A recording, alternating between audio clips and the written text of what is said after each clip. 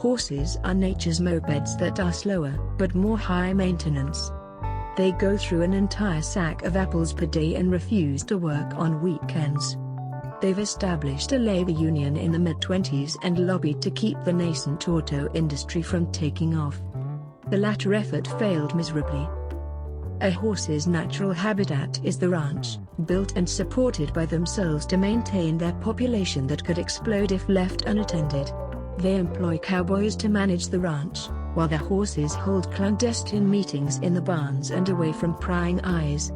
What they discuss inside, nobody has the faintest clue, but it's definitely either innocuous or completely sinister. There are many kinds of horses in the world. There are ones with horns, ones with wings, ones with fins, ones with human upper bodies, and ones with SAG memberships and alcohol dependency. There's also the elusive ghost horse, the spooky apparition that haunts old glue factories.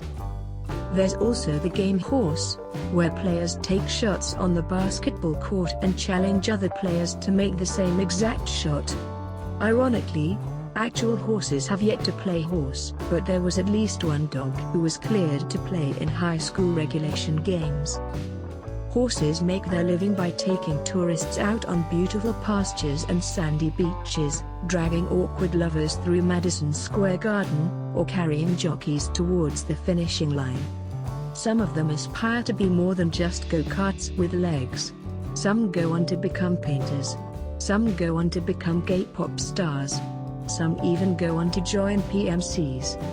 These animals have a particular way of resolving conflicts.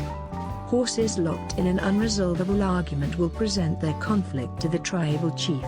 The tribal chief will listen to both sides carefully and take hours to deliberate.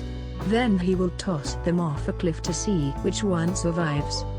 The one that survives will be declared the one in the right. Horses no longer get into arguments. In the biblical texts, horses are known as the ones that will ferry the apocalypse. They have long fought against this disastrous PR, but have recently embraced it. Their marketability has skyrocketed in the post-ironic internet era. Horses don't care for radishes. They don't understand the concept of branding radishes after themselves. They also don't care for polo shirts.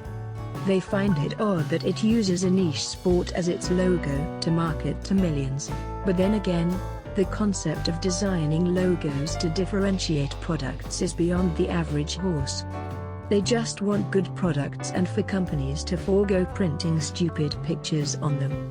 But until then, horses will settle for boxes of plain shirts from questionable sources.